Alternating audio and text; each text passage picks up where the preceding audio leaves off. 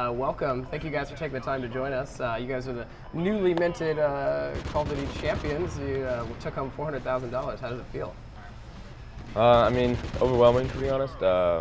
We set this goal a year ago to be the Call of Duty World Champions, and we really worked hard this past year. But I think I speak for all of us when I say, we're just overexcited, and we're not going to stop here. Yeah. Now, obviously, you faced some pretty stiff competition. The Optic guys, and then Envious. But you kind of took a clean sweep towards the end. It was really impressive to watch. I'd say our bracket was a little bit easier than expected. We expected to play difficult teams, and there were difficult teams, but the upper half of the bracket was a lot more difficult. I think that the match against Optic Gaming, the green wall, was the hardest one of the whole tournament. It came down to last map, and we didn't drop around that last map, and that was huge to us. And I think that once we won that map, then we knew we were going to win the tournament. So Karma, you've won twice in a row now, back to back. How does that feel? It's actually pretty amazing. I was with the best guys to give me the best chance to win twice in a row. So I'm pretty ecstatic about that, and I'm happy I was able to win a second championship with these guys. So it's pretty unreal. I think one of the great things is, for the most part, you guys have a core lineup, and you guys have been together for a long time, and it shows how great it is to just have people who have worked together for so long, because you guys have dominated so many of the past events. Yeah, me and TP have been together for over 3 years now. I think it's pushing 4 almost. And we kind of just, when we made the team, we had the mindset of, look, let's just set everything aside. We have our goals. We agree on mostly everything in the game. Just outside of the game, we work. We picked up Crim 6 about over a year ago, and it's just the way we form our team is so based on individual skill. Mm-hmm. We're all the best in our roles and what we do, and as long as we can mesh outside of the game, it works perfect. So what kind of preparation goes into going into something like the COD Champs? We'll do our best to practice anywhere from 4 to 6 hours a night. We have the MLG Pro Leagues to play in online. We basically just hop online, try and get the best practice we can against some of the other pro teams from North America. Internet issues come into play when trying to play some teams from the EU and other regions. So this tournament really showed who was the best in the world, and all the preparation we've put in the past year, all the success we had. We really put it all into this tournament, and the fact we were able to have all that hard work pay off is just a great feeling to have. So I'm sure a lot of people watch you guys play, and they want to replicate what you guys do in terms of loadouts and stuff. And you can see that a lot of the top tier weapons would be something like the Remington and the MTAR, right? Using muzzle brake, et cetera, et cetera. Explain that to me. Why are those attachments so valuable to you? Well, I know on the MTAR, grip and muzzle brake, it's kind of what the competitive players are going for is the weapon that kills the fastest, not necessarily the weapon that it's easy to handle, it's easy to manage the recoil, all that stuff. Kill times are so essential to Call of Duty esports, so that's why you don't see any suppressors.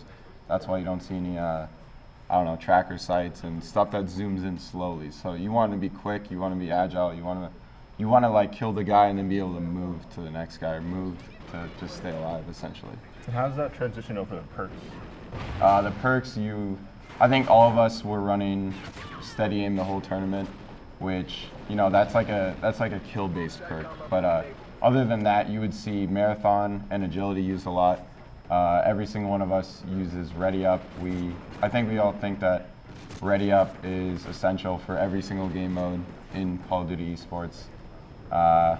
It's so much easier to be mobile with ready up than compared to if you didn't have it. So there's actually a question from Twitter. This comes from Pangs.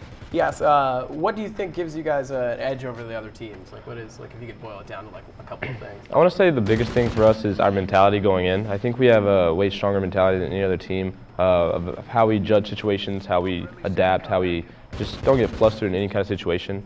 Other than that, in my opinion, we have 4 of the best players in all of their roles, like I said earlier. And just no one can, as far as raw natural talent goes, no one can outgun us, run and gun with us. and be able to have the same aggression that we do. Yeah, as a spectator, I can definitely reaffirm that. You guys are ice cold. You guys are just back there, like, composed, not freaking out when the pressure's on. It's really exciting to watch you guys. Yeah, I think it's just the teamwork that you see when they play. As soon as, I mean, there's so many variables and situations that come up, and just watching you guys adapt to specific things, you can tell you guys have really put a lot of work and effort into it. Yeah, a big thing is something we call small talk. It's basically not so much seeing a guy and calling him out. It's like telling each other what we're doing, what we're looking at, and kind of we just know to what each other wants the other person to do. And I think as far as communication goes, that's definitely where we excel. Even when I watch other teams play, I don't see them have the communication that we do. Yeah, and another question from Twitter. This comes from Javier. He asks, how did you guys get into competitive gaming? Like, where did it kind of all start? Well, I got into competitive gaming in like 2007, but I didn't really start getting serious until 2008. I started playing Call of Duty 4. That was my first competitive title. I know these guys will go into what they did earlier, or after, but I went from COD to Halo and then back to COD, and there's only 2 people in the world that have done that. So, but yeah, definitely Call of Duty 4 was an amazing game, and we're at the studio that made it. So. What about you guys? Pretty much the same. That's pretty much when Call of Duty esports began for most of us. Is in Call of Duty 4. It's kind of where it first got its attention. But yeah, back then, you weren't playing for prize money. You weren't playing for any of that. You're playing because you love to compete. And now it's moved to big stages and big followings and so much more on the line. But I think most of us here got into it for just the pure love of just competing against each other. It's completely different now than how it was. So, like, say a viewer wants to follow a similar path, like, what's your best advice for somebody to get started? I would definitely say you got to be a very competitive, driven person. I mean, you're not going to excel in this if you're just playing for the wrong reasons. I think all of us want to be the best, and that's where we draw the line. That's all we come here for. We want to have the title as, the Call of Duty World Champions, the best in what we do. So definitely just kind of figure out what it is that you want to do, and then just set that goal and achieve it.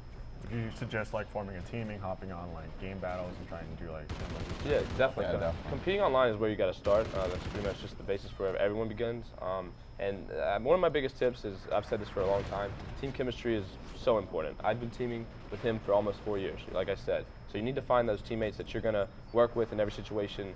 Never go down on each other. Never complain to each other. Just work together as best you can. So find those teammates that agree with you and go from there. And then how critical is like the YouTube stuff? Obviously, you guys have a big following, and a lot of that comes from streaming and obviously just event play. Is that something you would recommend? Like people get on the stream and just get themselves out there? Definitely. If you're a good player and you have a personality, you can definitely hop on like a stream, start up a YouTube, and that's really what I like doing. I like making videos to create tips a bit on a higher level. I would say make a video on domination, for example, where they're spawning at, what to do in certain situations. Things like that you can really translate to other people will help you grow a lot faster rather than just being good. Of course, that's what we focus on first, the win, then everything else kind of happens afterwards. But definitely definitely something that can help you grow faster. Another thing is you always got to know that someone's going to be better than you, and that's the best way to look at it because you're always going to learn something. So definitely, watch a ton of streams. I think even now, to this day, we still go and watch other teams' streams to see if there's anything they know that we don't, anything we can take from that and learn and adjust what we play. Well, and speaking of that expertise, Karma, this is your second win. Yep. So what kind of expertise did you bring into the fold going into this most recent championship? I mean, coming into the tournament, I've obviously been in that position before, so I knew what to expect, and I didn't really have to do much because these guys have been in so many tournament finals.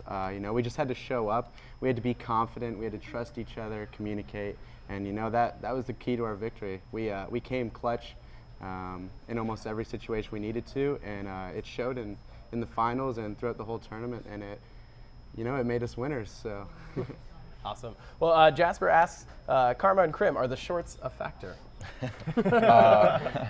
Well, I do own jeans, in fact, believe it or not. I just can't play in long sleeves, like anything past my knees, I can't play in it. I don't know why. It's got to be aerodynamic, Well, yeah, I mean, it was really cold in the venue, but, I wanted to wear a jacket, I wanted to wear jeans, but that's just something it's like a preference to me.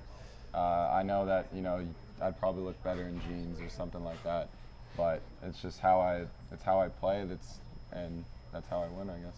Yeah, I wore shorts for comfortability, But Sunday I wore jeans, you know, to look a bit better. To make me look bad. I was the only one wearing shorts. Well, and the setup for the venue is pretty crazy. You guys were in like a soundproof booth, like, and you were pretty close to the other team. Like, how tense did it get as you guys were playing? It was pretty crazy. Felt like a cage match or something like that. There was a wall that was sort of see-through. We could see the team sitting on the other side of us, and you know, there's a little bit of trash talk here and there. Of course, it was just all in the game. We're all friends outside of it, but it got pretty heated. We're going into, let's say we win a map really close. We'll chirp at the team a little bit. Yeah, just say little things to try and get in their head, and it's a fun atmosphere to play in. Yeah, I think I thought it was kind of fascinating. I'm kind of a tech nerd, but I saw that you guys were wearing like noise isolating headphones, but then earbuds, like for like the actual gameplay audio. Like, what's the kind of motivation behind that? Well, I'm not sure. Well, the thing is, at other tournaments, that's what we usually have to do. There's usually not a soundproof booth, but we have to use like ear muffs and stuff like that. So we always use earbuds underneath. So, I mean, even though those headsets, they could play through audio, but we were used to earbuds, so it wasn't really a problem for anyone. And the reason they do that is to try and make sure that we cannot hear anything outside of the game, like the casters going on. If you definitely get an unfair advantage in like a search and destroy match if you hear the casters talking about what's going on. Like that. So it's for the competition. The teams could definitely hear the other teams though. And anything in the booth, you could still hear it. Yeah, and that's a big thing. Like, especially when we played Optic Gaming, they're, I would say, one of our biggest rivals in competitive Call of Duty. When we kill somebody, we like to let them know, kind of like get in their head and mess with them, and maybe just change the way they're playing and shoot some bodies. You know, just have some fun with it. And we saw a lot of that. Yeah, I did see a lot of that. You know, me as a personal player, like I can't even imagine what it's like to deal with all that kind of sensory overload. You've got the game audio, you guys are talking constantly, like making sure that everyone's in the loop. Like, how do you manage to like kind of filter some things out, but also kind of maintain like positional awareness of where other teams are and where gunfire is coming from? Like, I think it all comes from experience. I know all of us have been competing for so long, and I think in the first couple years that, you know, everything seems new to you. Like there might be a tournament where you learn something new, but then I don't know. I think we're at the point where we know everything we need to know, and we're just focused on winning and nothing else. So when we show up to play, we're showing up to win. So what are like the mentalities and the things that you guys do when, like, you know, a new Call of Duty drops out? Like Ghost came out last year. Going into it, like, what was the process? So since we've been together for the past 4 years, there's a stat. We've won the first tournament on the last 4 Call of Duty titles, the very first tournament that was held.